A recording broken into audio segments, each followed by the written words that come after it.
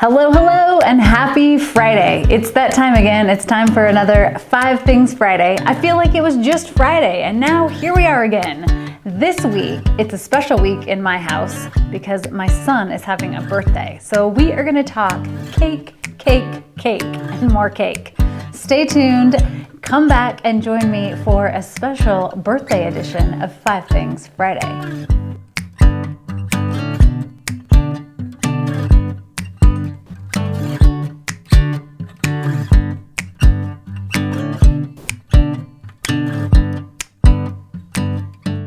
I'm so glad that you're with me for another 5 Things Friday, and this is a special edition birthday cake because, as I mentioned, it's my son's birthday, and we love to celebrate birthdays in our family.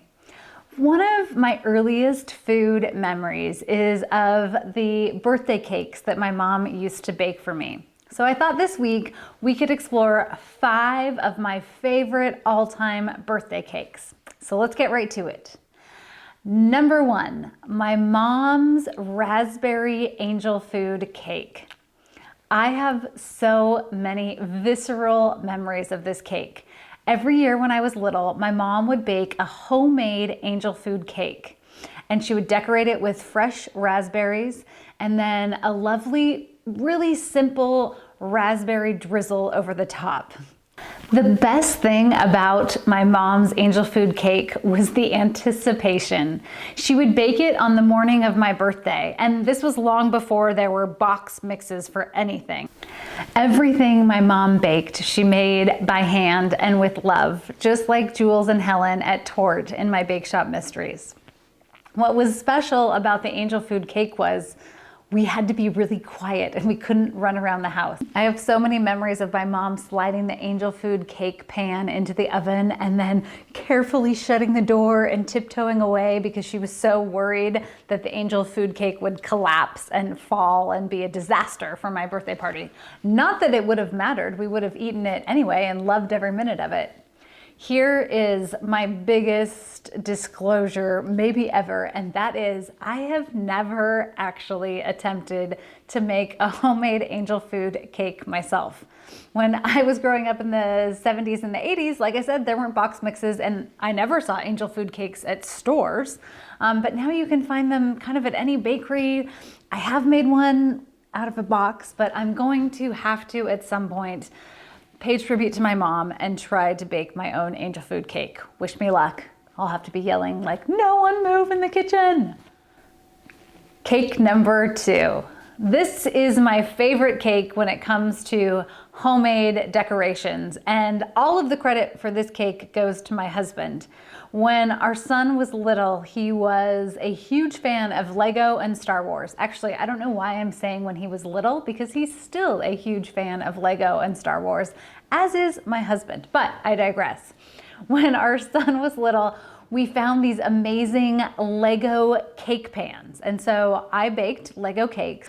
My husband had the painstaking task of hand piping frosting onto not 1, not 2, but 3 Lego cakes. They were all designed to resemble 3 different Stormtroopers.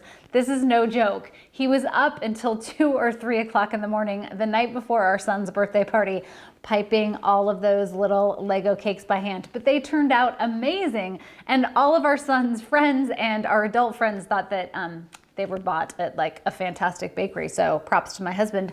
I would not have the patience to do that job, so I'm glad that I married a man who is not afraid of a piping bag. Number 3, chocolate raspberry cake. I discovered this chocolate cake recipe from Ina Garden. Thank you, Barefoot Contessa, many, many years ago, and it has become my go-to chocolate cake recipe. It's decadent, it's moist. The chocolate buttercream you make with an egg yolk. Has anyone else ever done that before? Ina's recipe is the first time I discovered egg yolks and frosting, and wow, it takes your chocolate frosting to the next level. But because we live in Oregon and fresh berries are so abundant, I have added a touch of raspberry to the chocolate cake. I made this first for my mother-in-law a few years ago, and everyone loved it so much, and it was so easy and simple to decorate, just putting some fresh raspberries on the top, I dusted it with powdered sugar and put a layer of homemade raspberry jam in the middle. I mean, come on, chocolate and raspberries, it's perfection. And I'll be sure to share Ina Garden's recipe for chocolate cake with you here today. So check that out. If you're in need of a chocolate cake, this one is to die for. Pun totally intended.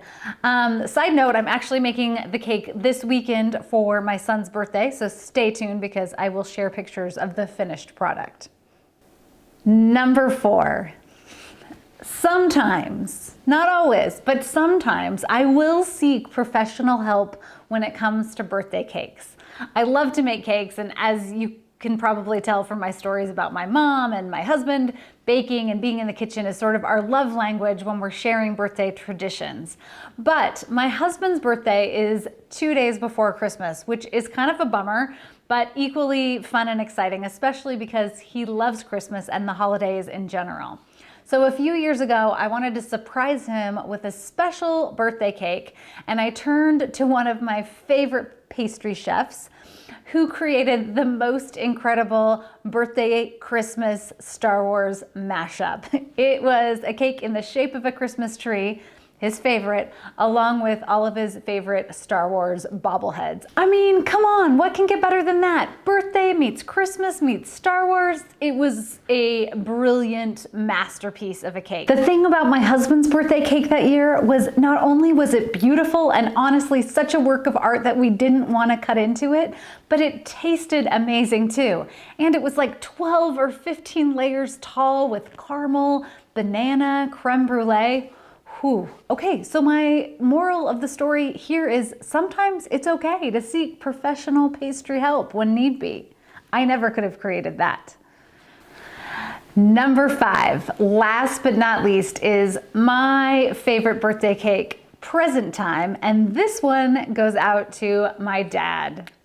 My dad, for the last, 10, 15 years, has been baking me a chocolate flourless torte for all of my birthday celebrations.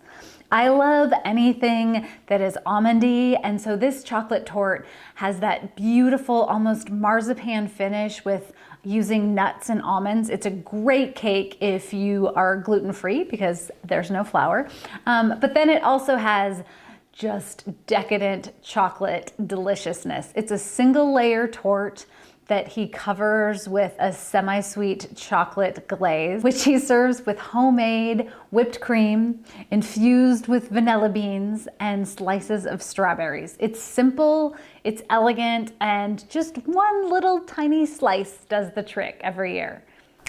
What about you? I'm so interested to know, what are your birthday traditions? Do you have the same cake every year?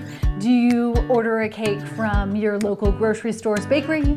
From a pastry chef? Does it come out of a box? It's okay. It's okay if it does.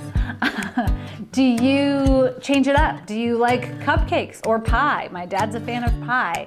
Be sure to comment below and let's get a conversation going about all good things with birthdays. As always, thanks for joining me for another 5 Things Friday, talking about birthdays and all delicious birthday cakes. Be sure to subscribe to my channel and click the bell so you'll get notified whenever I share new videos. And comment below. Let me know, what are your favorite birthday cakes or what are you baking this weekend? Happy Friday.